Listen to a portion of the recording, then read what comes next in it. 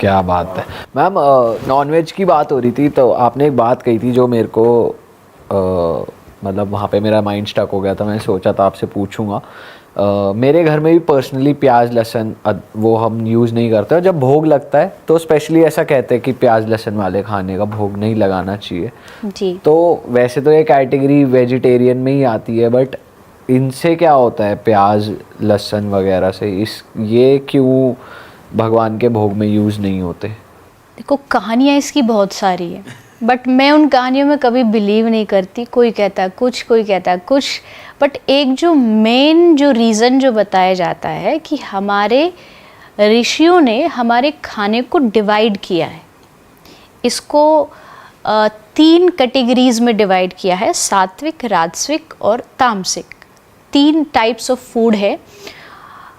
अब सात्विक माने the great quality of food.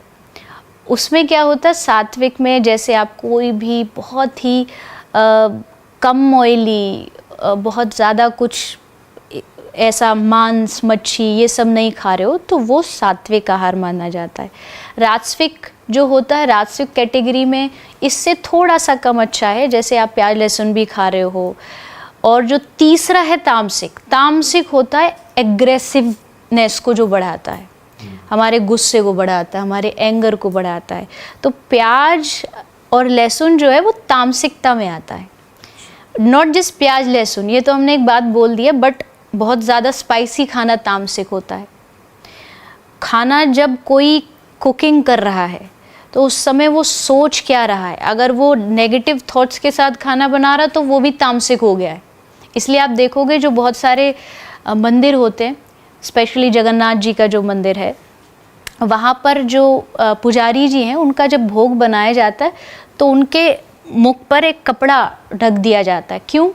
क्योंकि भोजन बनाते बनाते खुशबू आती है, तो कहीं खुशबू को देख के उनके मन में ये ना आ जाए, आहा कितना टेस्टी खाना, मैं खाऊं तो कितना बढ़िया लगे। तो इससे क्या होगा, बोले इससे वो भोजन झूठा हो जाएगा उस सोच से कि उन्होंने सोच भर लिया। और ये जो ज़्यादातर जो भगवान हैं, जितने भी मंदिर हैं, इनकी जो भोजन प्रसादी बनती है वो अपरस में बनती है। अपरस मीन्स स्नान करके आप जाओगे, चेंज वस्त्र बदल के जाओगे और मौन रहोगे, बोलोगे नहीं, क्योंकि आपका एक भी कण उसमें गिरा तो झूठा हो जाएगा। इसका मतलब क्या है कि बहुत सिंपल सा लॉजिक है, खाने के अपने गुण होते हैं, खाने में वाइब्रेशन होती है। तो वो जो है वो प्याज लहसुन जो है वो हमारे क्रोध को बढ़ाता है, एंगर को बढ़ाता है। आप कभी भी देखोगे जो थोड़ा सा तामसिक खाना नहीं खाता वो आदमी थोड़ा काम होगा, थोड़ा उसके भीतर जो है चीज़ों को सॉर्ट आउट करने की शक्ति बहुत ज़्यादा होगी। और जो नॉनवेज खाएगा, जो इस तरीके की तामसिक चीज़ें खाएगा, वो ज़्यादा जल्दी लड़ भिड़ जाएगा, किसी से भी कहीं गया, गाड़ी में लड़ लिया, ट्रैफिक में लड़ लिया। तो इसके लिए अवॉइड करना चाहिए। अदरवाइज़ प्याज लहसुन कोई इतना बड़ा पाप नहीं है, मतलब जितना हम किसी पशु को मार रहे हैं उसके बराबर पाप नहीं है।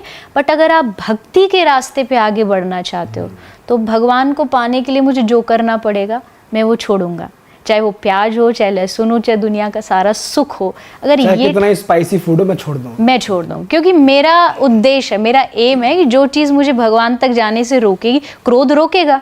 अगर मैं गुस्सा करूं तो भगवान तक तो नहीं पहुंच सकता, तो उसके लिए फिर मैं खाना भी बदलूंगा, मैं अपना दोस्त भी बदलूंगा, मैं अपना माहौल बदलूंगा, क्योंकि मेरा एम है भगवान को पाना। तो प्याज लहसुन जो है वो तामसिक भोजन आता है।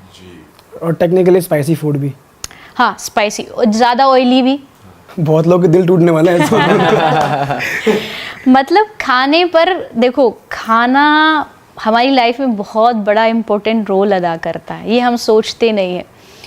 हमारे खासकर जो भक्ति मार्ग के साधक होते बाहर नहीं खाते। क्यों नहीं खाते? क्योंकि पता नहीं जब कोई खाना बना रहा हो क्या उसके दिमाग में चल रहा होगा।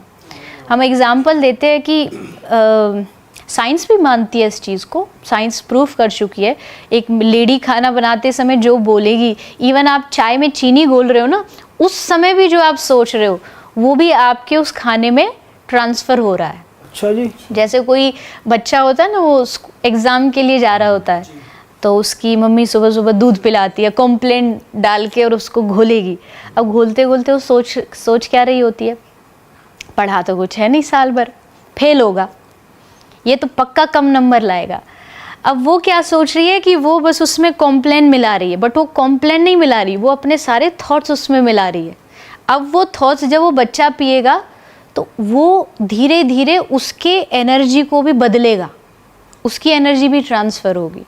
इसलिए हमारे आध्यात्मिक मार्ग में भोजन बनाना, खाना बनाना, ये एक प्रकार की पूजा है। ये नहीं कि कान में कुछ भी लगा लिया और उल्टा सीधा सुनते जा रहे, बनाते जा रहे। स्पेशली उस टाइम पर एक भोजन बनाने वाले को ध्यान रखना चाहिए। अब ये रेस्टोरेंट और इन सब में तो रखा नहीं जाता, इसलिए थोड़ा जो आध्यात्मिक लोग होते हैं वो थोड़ा अवॉइड करते हैं वहाँ जाना।